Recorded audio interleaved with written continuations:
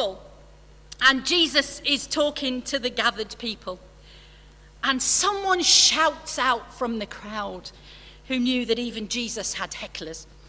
But someone shouts out, asking Jesus to intervene in a dispute about a will. Two siblings squabbling about an inheritance. You know, they say there's nothing new under the sun, is there? But instead of offering advice, Jesus warns his questioner not to let their actions be guided by greed. And that's when he goes on to tell this story, this parable. And that's what we need to remember. This is a story. It's a parable. It's a story Jesus told to make a point. There wasn't a real, actual farmer who built the big barns and God went, I mean, it was just a story to make a point.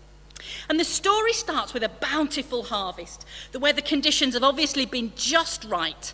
The crops had been strong. There'd been no locusts or slugs or wandering sheep or whatever who had come in and eaten the grains. And we're told there in verse 16, the land yielded an abundant harvest. How fantastic.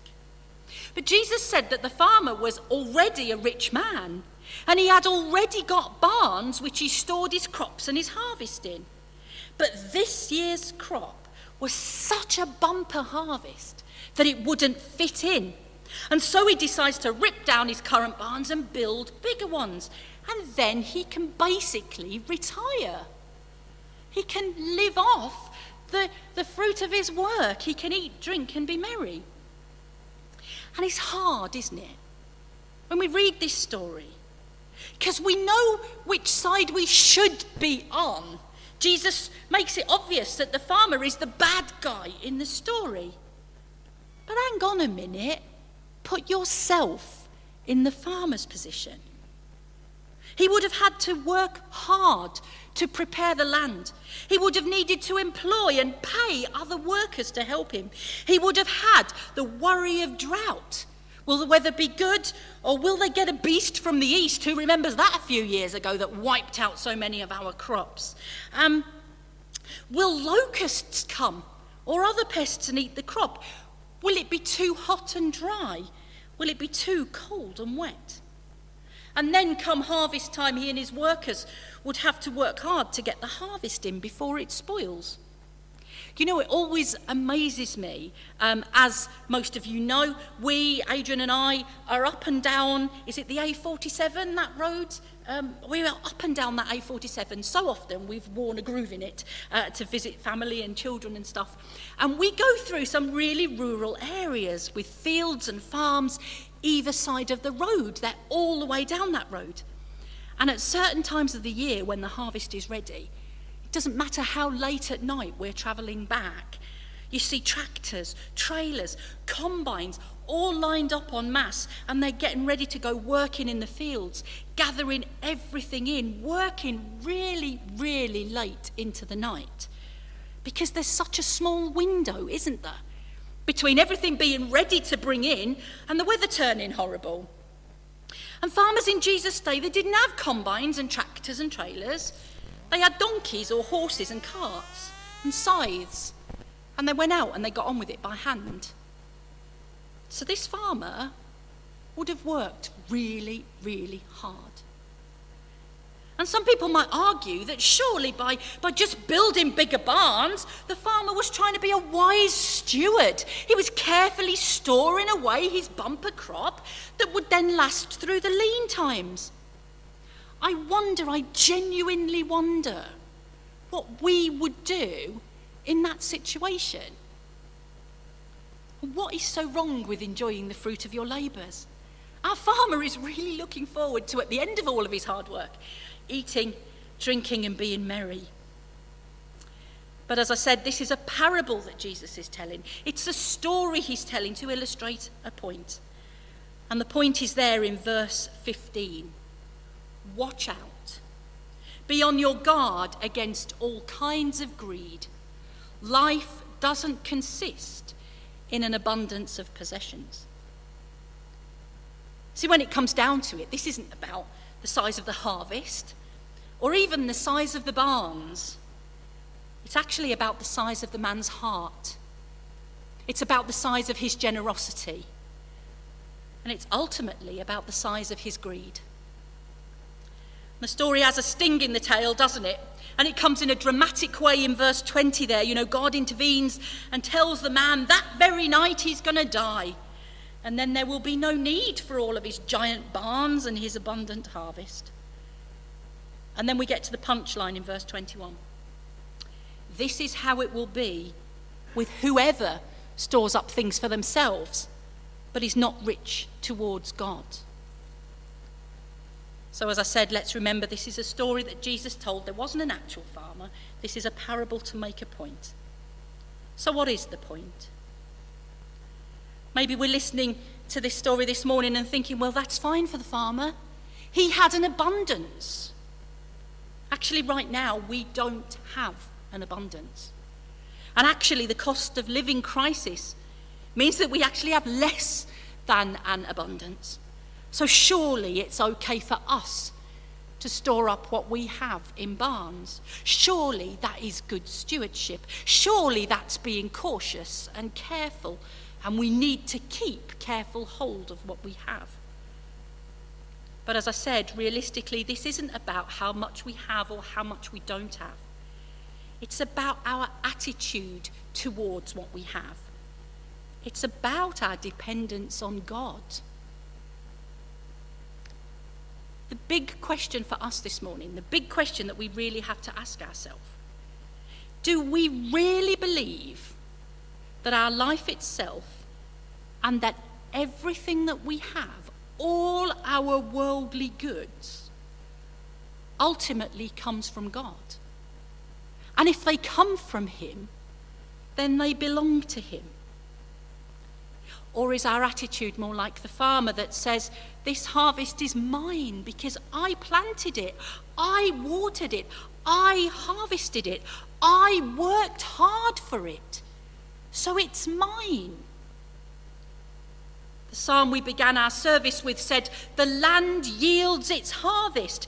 God, our God, blesses us. In rural communities all around the world, even today, people still pray to God for a good harvest and thank him when it's all brought in safely. As the words of one of the traditional harvest hymns put it, come ye thankful people, come, raise the song of harvest home, all is safely gathered in ere the winter storms begin. God our Maker doth provide for our wants to be supplied. Or as we sang earlier, all good gifts around us are sent from heaven above. So thank the Lord, oh thank the Lord for all his love. This parable reminds us that it doesn't matter how much we store up for ourselves on this earth, we cannot take any of it with us. And as Jesus says in verse 15, our lives, our value as human beings is not determined by how much we have or how much we own. The parable also reminds us that we're to share generously what we have with others who don't have as much. We are not to store up treasures for ourselves. I've been reflecting this week as I put this service together, and the words of the Lord's Prayer came into my head. It's popped up in various things already today, particularly the line, give us this day our daily bread. And for the first time it struck me that this prayer is corporate. We don't pray, give me my daily bread, but who is us? Is it me and Adrian? Is it me and Adrian and our children? Is it my family? Lord, give me and my little tribe our daily bread. Is it us as a church? Lord, give us our daily bread. Or actually, is it even bigger and wider than that?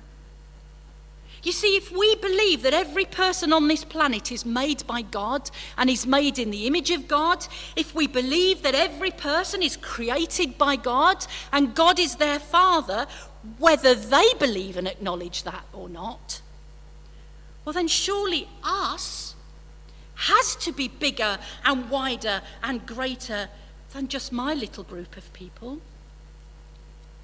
We live in the 5th richest country in the world, and people are going to bed hungry.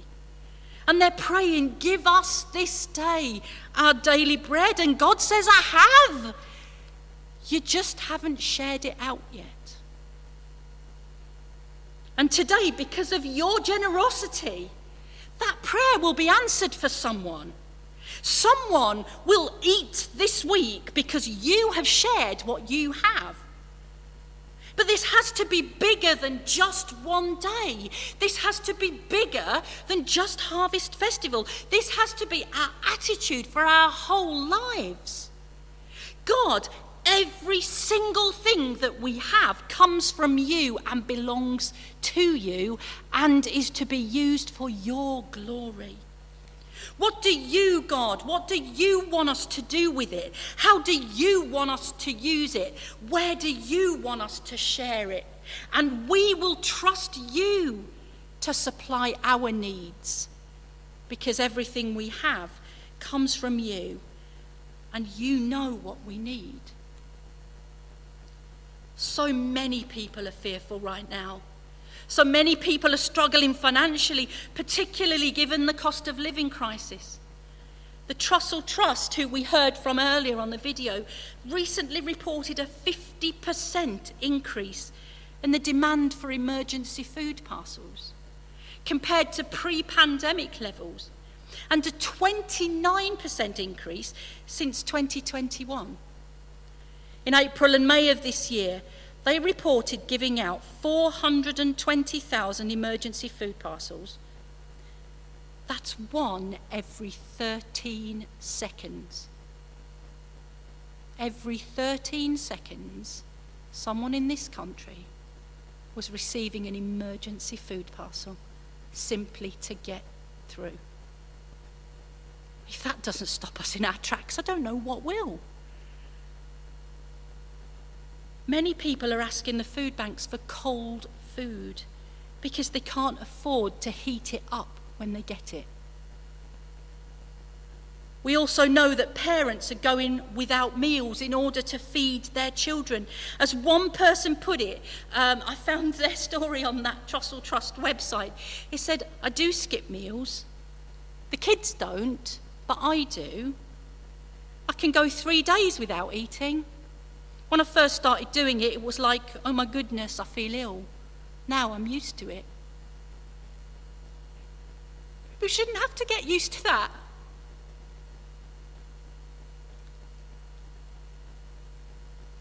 The problem is we're all feeling the pinch, aren't we? These rises in energy prices, in food prices, in petrol prices, they're affecting all of us. Every one of us, to some extent or another, all of us are in some way now tightening our belts and altering our budgets. And so as the need has increased, unfortunately, donations to food banks have decreased, which is leaving food banks stretched and exhausted. But we're also aware that this is a matter of social justice. Being rich towards God means having values and taking action that align with God's purposes for the world. God loves and values every single person on this planet, every single one. And surely it is not right that in a wealthy, developed country like our own, there are people in our communities who are pushed to the doors of food banks to feed themselves and their children. The Trussell Trust and other organisations like them exist to give immediate support where it's needed, but also to campaign for a better future, a future that is in line with God's kingdom. Your kingdom come on earth as it is in heaven, Lord. Give us a future where food banks are no longer needed. Shall we pray, church?